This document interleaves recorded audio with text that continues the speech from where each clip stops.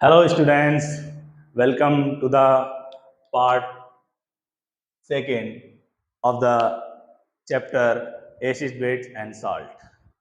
In previous video हमने जाना कि एसिड्स क्या होते हैं, बेसिस क्या होते हैं, साल्ट क्या होते हैं और उनको आइडेंटिफाई करने के लिए कुछ सब्सटेंस जिन्हें हम इंडिकेटर्स बोलते हैं, इंडिकेटर्स के बारे में हमने पढ़ा। आज हम एक इंटेक्स क्वेश्चन देखते हैं जो हमारी एनसीईआरटी बुक में दिया हुआ है। You have been provided with 3 test tubes. One of them contains distilled water and other 2 contains an acidic solution and a basic solution respectively. If you are given only red litmus paper, how will you identify the contents of each test tube? Question में ये पूछा जा रहा है कि आपको 3 test tube दी गई हैं जिनमें एक में डिस्टिल्ड वाटर है, एक टेस्ट ट्यूब में एसिडिक सोल्यूशन है, एक टेस्ट ट्यूब में बेसिक सोल्यूशन है।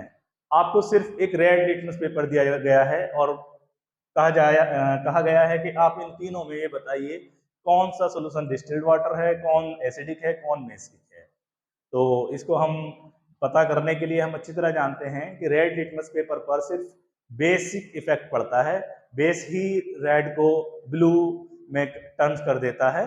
तो इस बात को ध्यान रखेंगे कि ये जो रेड लिटमस पेपर है इस पर ओनली बेस का फर्क पड़ता है। तो अब हम क्या करेंगे, मान के चलिए हमारा लिटमस पेपर है रेड, इस पर हम बारी बारी से एक बार 1 बाय 1 एक ड्रॉप इस टेस्ट ट्यूब से लेकर के डालते हैं, एक इससे डालते हैं, एक इससे डालते हैं। तो क्योंकि इस पर जो है ओनली बेसिक सोल्यूशन का ही इफेक्ट आएगा, बेसिक सोल्यूशन इसको ब्लू कर देगा, तो इन तीनों में से हमें ये पता लग जाएगा। मान के चलिए हमने इसकी एक ड्रॉप डाली, नो इफेक्ट, इसकी डाली सी की, नो इफेक्ट, और बी टेस्ट ट्यूब की डाली तो टर्न्स ब्लू। और अगर ये इसके डालने से ब्लू हो जाता है, if it turns blue suppose, तो इसका मतलब ये है कि दिस इज बेसिक, ये सोल्यूशन बी का बेसिक हो गया। हमने मान लिया ऐसा ए भी कर सकता था, ऐसा सी भी कर सकता था। Suppose that basic B test tube ने turns blue to the red litmus paper, it means this is the basic solution. अब हम क्या करते हैं, हमने एक को आइडेंटिफाई कर लिया है, एक टेस्ट ट्यूब को। अब हम क्या करेंगे, हमारे पास 2 टेस्ट ट्यूब बचती हैं, ए और सी। अब ए और सी में एक डिस्टिल्ड वाटर भी हो सकता है और एसिडिक सोल्यूशन भी हो सकता है, ऐसे ही सी भी डिस्टिल्ड वाटर भी हो सकता है और बेसिक एसिडिक सोल्यूशन भी हो सकता है। अब हम क्या करेंगे, एक इसकी ड्रॉप लेंगे प्लस एक इसकी ड्रॉप लेंगे। अब हम जानते हैं इसकी और इसकी ड्रॉप का एक जब मिक्सचर बना लेंगे हम, तो अब 2 कंडीशन है। ये तो कंफर्म है कि ये बेसिक है बी, जिसको हमने पहले आइडेंटिफाई कर लिया है। सी, अगर सी की जो ड्रॉप है, सी जो है सोल्यूशन, अगर इसके अंदर वाटर है तो वाटर प्लस बेस, तो ये बेसिक सोल्यूशन तैयार होगा और बेसिक सोल्यूशन फिर से रेड को ब्लू में टर्न कर देगा, रेड लिटमस पेपर को फिर से ब्लू में टर्न करेगा। तो हम समझ सकते हैं कि सी में डिस्टिल्ड वाटर है, क्योंकि distilled water plus base basic ही सोल्यूशन माना जाएगा। क्योंकि अब और अगर ये इसकी एक ड्रॉप और इसकी एक ड्रॉप से तैयार जो मिक्सचर है हमारा, ये अगर ये इसको नो इफेक्ट, कोई इफेक्ट नहीं पड़ता, इट मींस ये एसिडिक है, सी टेस्ट ट्यूब एसिडिक है। क्यों?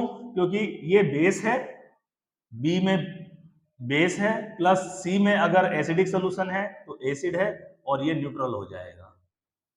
क्या हो जाएगा? ये न्यूट्रल हो जाएगा। इस वजह से कोई इफेक्ट नहीं पड़ने वाला रेड लिटमस पेपर पर। तो हम आसानी से आइडेंटिफाई कर सकते हैं। तीसरी टेस्ट ट्यूब को हमें कुछ करने की जरूरत नहीं है, इन्हीं 2 टेस्ट ट्यूब से हमें ये पता लग जाएगा। अगर ये डिस्टिल है तो ये एसिडिक हो जाएगी, और अगर ये एसिडिक सोल्यूशन है इसके अंदर तो फिर ए में डिस्टिल्ड वाटर हो जाएगा। तो आप इसी को हम थ्योरी में लिख लेते हैं। Let us mark the 3 test tube as A, B and C. A drop of solution A put on litmus paper. Same is repeated with solution B and C. Only one of them change color to blue. बिल्कुल इन तीनों में से सिर्फ एक ही ऐसा solution होगा जो red litmus paper को ब्लू में टर्न करेगा।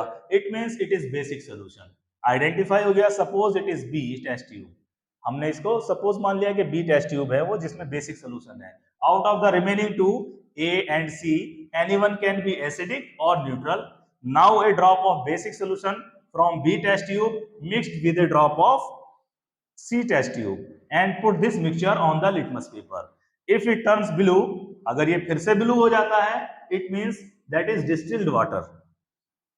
C contains distilled water, and if that mixture does not affect the red litmus, then the test tube C contains acidic solution, because acid nullifies the basic effect of the mixture. Thus we can identify the content of each test tube.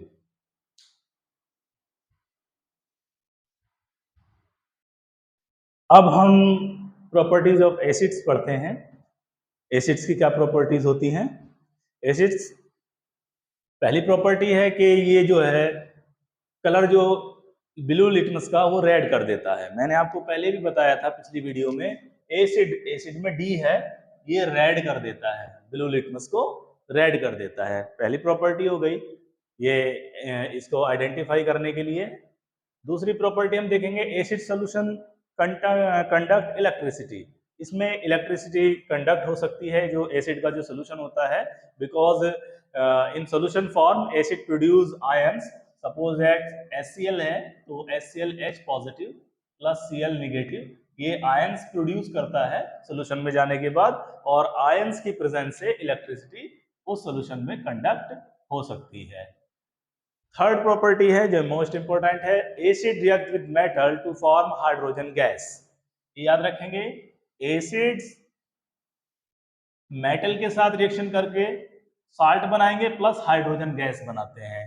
कैसे? इसको हम word equation में लिख सकते हैं, metal plus acid is equal to salt plus hydrogen gas. देखेंगे example, zinc हमारी metal है, H2SO4 सल्फ्यूरिक एसिड रिएक्शन करके बनता है, ये यहाँ पर डिस्प्लेसमेंट रिएक्शन होती है, ZnSO4 zinc sulphate plus hydrogen gas evolve हो जाती है। ऊपर को एरो का निशान, मतलब हाइड्रोजन गैस इवॉल्व हो गई है, निकल गई है। सेम दूसरा एग्जांपल देखेंगे, Mg मेटल है हमारी मैग्नीशियम प्लस HCl, यहाँ पर इस बार हमने एसिड HCl लिया है तो MgCl2 बनता है। बैलेंसिंग के लिए यहाँ पर 2 कोएफिशिएंट है, MgCl2 plus hydrogen gas evolve हो जाती है। ये भी साल्ट है, ये भी साल्ट है। दूसरी प्रॉपर्टी हम पढ़ेंगे, acid react with metal carbonates या metal hydrogen carbonate to form carbon dioxide. याद रखेंगे, मेटल से रिएक्शन करके हाइड्रोजन गैस प्रोड्यूस होती है, और मेटल कार्बोनेट्स या फिर मेटल हाइड्रोजन कार्बोनेट्स से रिएक्शन होने पर कार्बन डाइऑक्साइड गैस इवॉल्व होती है। साल्ट तो बनता ही बनता है। देखेंगे फिर मेटल कार्बोनेट्स, या हम ले सकते हैं metal hydrogen carbonate plus acid, तो बनता है salt plus water plus carbon dioxide. ये मेन है इसकी प्रॉपर्टी। एग्जांपल देखेंगे हम, Na2CO3, यहाँ पर हमारा सोडियम कार्बोनेट है, इसको सोडियम चूंकि मेटल होती है मेटल कार्बोनेट भी बोलते हैं, प्लस 2HCl, ये हमारा एसिड है हाइड्रोक्लोरिक एसिड्स, तो बनता है 2NaCl, यहाँ पर 2Na प्लस Cl, आयंस अलग हो जाते हैं ये, और 2H और एक यहाँ का CO3 का एक वो ले लीजिए, और 2H ये यहाँ पर है 2H एटम, तो बनता है H2O प्लस यहाँ क्या बचेगा, CO3 में से एक O तो हमारा वाटर के साथ चला गया, एक एटम ऑक्सीजन का, तो दो यहाँ पर बचता है CO2, ये गैस इवॉल्व हो जाती है। ये हमारी प्रॉपर्टी थी जो इसमें फोकस था, क्या कि मेटल कार्बोनेट एसिड से रिएक्शन करके कार्बन डाइऑक्साइड गैस इवॉल्व होती है। दूसरा एग्जांपल में हम मेटल हाइड्रोजन कार्बोनेट लेते हैं। देखिएगा ना, मेटल यानी कि सोडियम मेटल है, हाइड्रोजन कार्बोनेट, और HCl से रिएक्शन होती है इसकी, तो फिर यही होता है, साल्ट बन जाएगा NaCl, और यहां से एक H ये रहा, तो प्लस H2 और एक ऑक्सीजन इस CO3 में से ले लीजिए, H2O प्लस बचता है CO2, यहाँ पर CO2 बचता है, ऑक्सीजन गैस इवॉल्व हो जाती है। नेक्स्ट हमारी प्रॉपर्टी है fifth, acid react with base to form salt and water. ये रिएक्शन एसिड, बेस और साल्ट तीनों के रिलेशन को बताती है। एसिड बेस से रिएक्शन करके साल्ट बनाता है प्लस वाटर बनाता है, इसने प्रीवियस वीडियो में भी हमने इसके बारे में पढ़ा था।